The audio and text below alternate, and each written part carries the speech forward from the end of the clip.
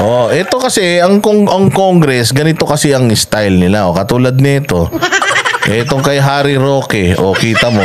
Yung misis ni Harry Roque, sinabi daw na abusado ang Congress. O dito sa kaso ni Harry Roque, ito kasi ang hindi maganda rito eh. Minsan kasi sa tuwi na lang merong mga ganitong mga hearing sa Congress, sa Senate, laging may nako-contempt, napansin nyo? Laging may nako-contempt, yung nakukulong. So ngayon, itong Quad Committee na to, dinidikit nila kay Harry Roque yung mga napapansin nilang irregularities diyan sa hearing na yan. So ito ang problema, katulad din ng dati, pumunta rin si Harry Roque, humarap din pero medyo nagulpi siya, di ba? Sa Senado, medyo nagulpi din siya. O ngayon kasi ang problema rito, sinight in contempt siya ng Kongreso, tapos magko-convene etong committee na to 5 months from now pa. 5 months from now. So kapag ikinontempt ka ng ganung katagal, hindi ka naman magstay dyan sa Congress, yung kulungan sa Kongreso ng ganung katagal. Dadaling ka nila sa city jail. Sumantakin mo, 5 buwan kang makukulong nang wala ka namang kaso. Tama ba naman yun? Para sa akin, weaponization yun nung contempt powers ng Congress. Tama? Oo, weaponization yun ng contempt powers ng Congress. Mantakin mo, dahil lang hindi nila nagustuhan yung sagot mo at dahil lang ayaw mo nang mag-participate, walang hiya, ikinontempt ka nila. So ngayon, si Harry Roque wanted na. Pati yung asawa niya, pumunta lang ng Singapore, na-chismis pa. O at di umano, chinismis daw nito ni Barbers ng mga kung ano-ano. So syempre, ikaw bilang isang tao, you have the right to travel. Karapatan mo yun, basic human right yun, yung makapag-travel ka. So dahil nga itong mga congressman, according sa mga nakikita nating pattern, mukhang umaabusos talaga sila doon sa kapangyarihan nila na magpakulong ng isang tao. Na parang kapag kalaban nila sa politika, pwede na nilang ipakulong anytime nilang gusto. Kasi ang sakit talaga nun 5 buwan kang makukulong nang wala kang kaso sa korte. Kasi ang sinasabi ni Harry Roque, ang pwedeng magtanggal sa liberty mo as a person or as a citizen, yung korte lang. Korte lang ang may kapangyarihan na tanggalan ka ng kalayaang lumaya. Hindi Congress. So, sobrang abuso na kung halimbawa, di ba, nakuha nila si Harry Roque, 5 buwan pa bago matapos tong hearing na to ng Quadcom. So, ibig sabihin, 5 buwan siyang nakahold dun. Hindi ba nagkaroon na nga ng problema sa Senate noon? Yung dyan sa mga family na yan, di ba yung Supreme Court nagbaba ng ruling na mali yung proseso nila kasi ang tagal ding nakulong ng mga sa family. Ang tagal din nila nakulong bago sila nakalaya dahil doon sa Supreme Court ruling. So ngayon dito sa Congress, ganoon din na nangyayari. Kung may kaso si Harry Roque, maganda, isampan nyo na yan sa korte. Isampan nyo na sa korte para talagang may rason. Kung halimbawa na makulong si Harry Roque, at least korte na yung nag-uutos na makulong siya. Hindi yung Congress na supposedly gumagawa ng mga batas, ang nangyayari ngayon, para na silang korte.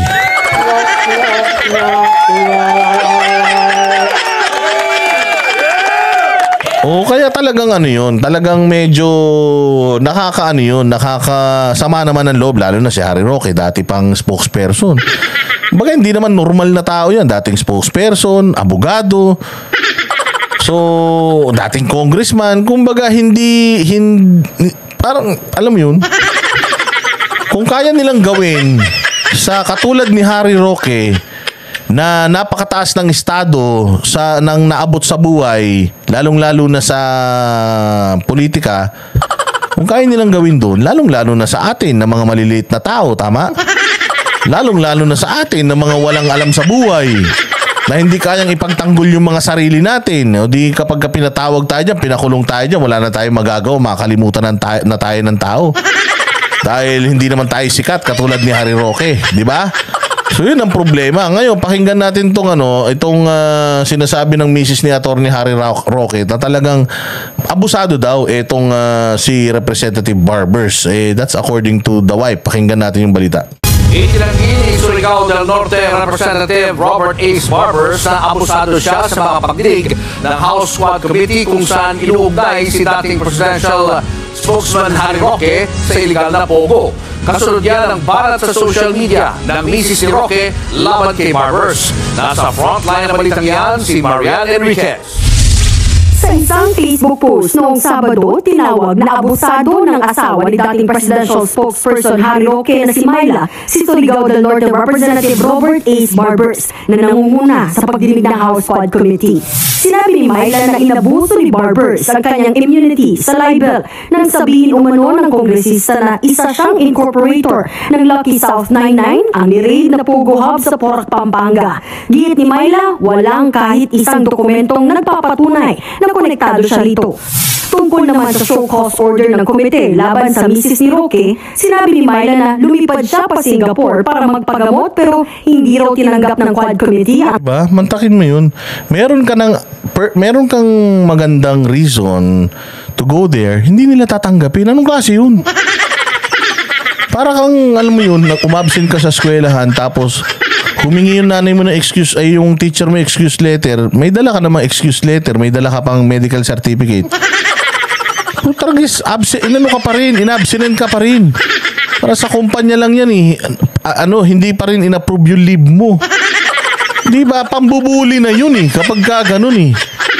I flew to Singapore for treatment, but his malicious interpretation proves why his panel never accepted any of my medical certificates. Imagine. Hindi nila tinanggap yung medical certificate. Ibang klase from my long time doctor but even hospital record. So, ibang klase talaga. Sobrang mga talagang bullying ito. Ako para sa akin bullying ito. Kasi syempre capable naman magpagamot sa ibang bansa yung mga yan. Ang dadaming pera niyan eh. Ako rin naman eh. Kung mas effective yung glutathione doon sa Singapore para hindi sinisita yung kutis sa this oras ng gabi. Gagawin ko rin kung may pera ako di ba? Para wala na silang problema. Kaya lang wala sila may perang pampagamot sa ibang bansa. Bakit hindi natin payagan? Una sa lahat, wala naman silang hold departure order. Di ba? Wala naman gano'n. Wala pa naman silang kaso yata sa korte. So, anong problema kung pumunta ron? Ang kanyang medical certificates at hospital records. Di ba sabi nga ni Garski, yung TL mo nasa ICU ka na, nagtatanong pa kung papasok ka?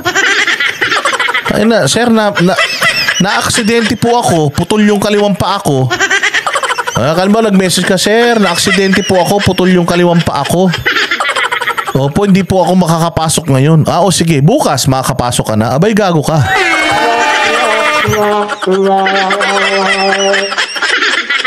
Diba? Pucha, bad trip yun. Sir, ko si Wolverine? Putol nga yung pa ako ngayon lang nangyari. Bukas makakapasok na ako. Taragis yan. Ko si Deadpool?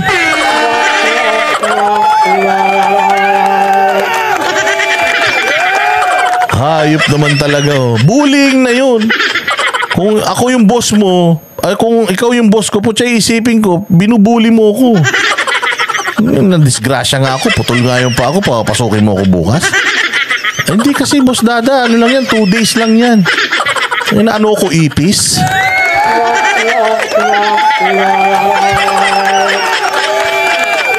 Di ba Bright? Ipis, inapakan mo na, mamaya wala na, buhay ulit. Kahit nakalabas yung bituka, lumalakad yung ipis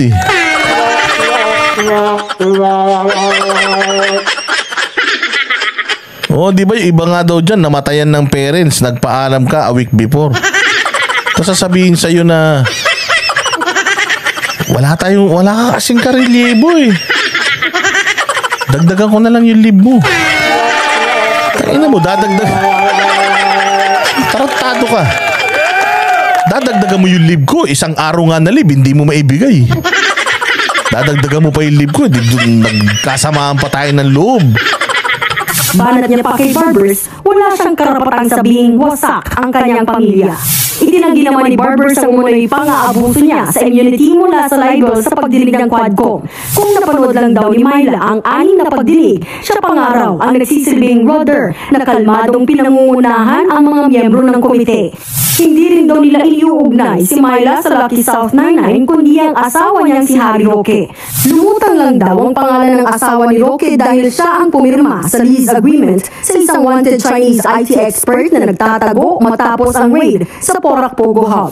Dagdag pa ni Barbers ang mga sinumiting medical documents ni Myla sa komite ay walang nilalamang detalye tungkol sa kanyang health issues. Amo ni Barbers, kung wala talagang tinatago ang mag-asawang Roque, mas mabuting humarap silang dalawa sa mga pagdinig ng Quadcom. Yun. Humarap kayong dalawa tapos gugulpihin nyo dyan, pasusumpain nyo. I swear to tell the truth and nothing but the truth. Tapos di nyo nagustuhan yung sagot, boom, contempt. Emma Di Castro, kumbaga sa chess, wrong move sila. Hindi, totoo naman power tripping talaga. Nakikita naman natin yung pattern. Makikita talaga natin yung pattern na meron talaga. Wala, kita mo, lahat na lang ng naging resource person, tangina, kulong. Kulong si Alice Gu, kulong yung kulong yung Sandra, ano ba yun? Cassandra Ong, kulong yung, puta, lahat sila na kulong.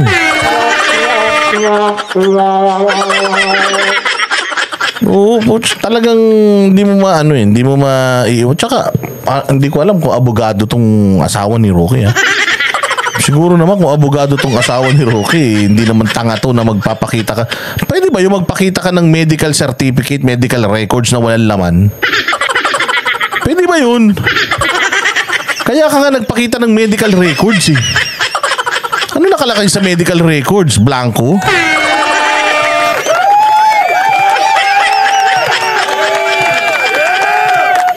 Ayan wait, tinan mo.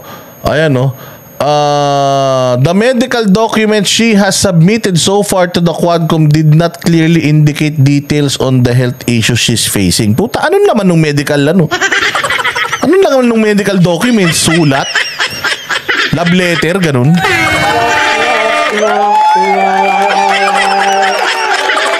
Abogado. Hindi ba ang labo? Medical records kasi syempre nagagamitin mo yung medical record para maging proof mo para magkaroon ka ng clearance papunta sa ibang bansa. Natural. Puta, imposibleng did not clearly indicate details on the health issues she's facing. Ano nakalagay doon? Mayroon siya sinok? O dysmenorrhea? Ganon? Nagtatanong lang ako bakit tinawag na medical record kung walang health issue? Kaya nga, nagpabunot siyang ipin? Ganun lang yun?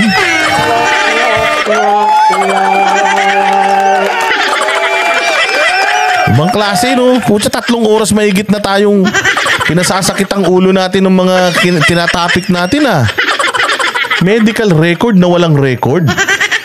Medical document na walang laman? Kaya na miski ko, magagalit ako, baka ikulong ko na yan.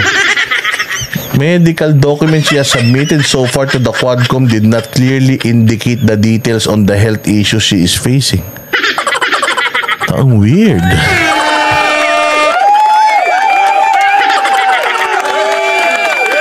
Baka libag. Grabe ka naman. Libag. Ako na naman yan Inaasar nyo na naman ako Ganun. Kanyang health issues. Amo ni Barbers, kung wala talagang tinatago ang mag-asawang Roque, mas mabuting humarap silang dalawa sa mga pagdinig ng Quadcom.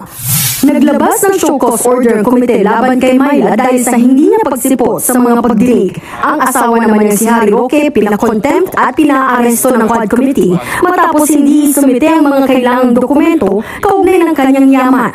Ngayong araw sumulat na sa Korte Suprema ang anak ni Roque na si Bianca Jacinta para sa petition ng writ of amparo kaugnay ng contempt at arrest order laban sa kanyang ama. Hinihiling niyang mag-issue ang SC ng temporary protection order para pigilan ng Quadcom alam sa pagpapatupad ng arrest order laban kay Roque. Ang Di kasi grabe talaga to. Amantakin mo pag na-arresto nila si Roque, contempt siya, no? So, nandoon siya, ha-attend siya sa hearing, makaka-attend siya sa hearing pagka sinabi niya na I invoke my right to self-incrimination. Kaya tuloy-tuloy siyang makukulong hanggang hindi nagko-convene o hindi natatapos etong quad committee na to. So, 5 months pa daw. So, ibig sabihin, 5 months siyang makukulong. 5 months na yung liberty mo, hindi mo tawag dyan, mayu-utilize. Oh, hindi ka malaya ng 5 buwan nang wala kang kaso sa korte. Hindi ka malaya ng 5 buwan dahil lang you invoke your right to self-incrimination. That's nasa ng hustisya. mga aksyon daw ng Quad Committee ay mapang-abuso at may grave abuse of discretion sa kanilang legislative powers. Yan ang banateros, walang inuurungan. Pag tama palakpakan, pag mali ay babanatan. Yan ang banateros, boses ng ordinaryong Pilipino. Banateros ay walang makaka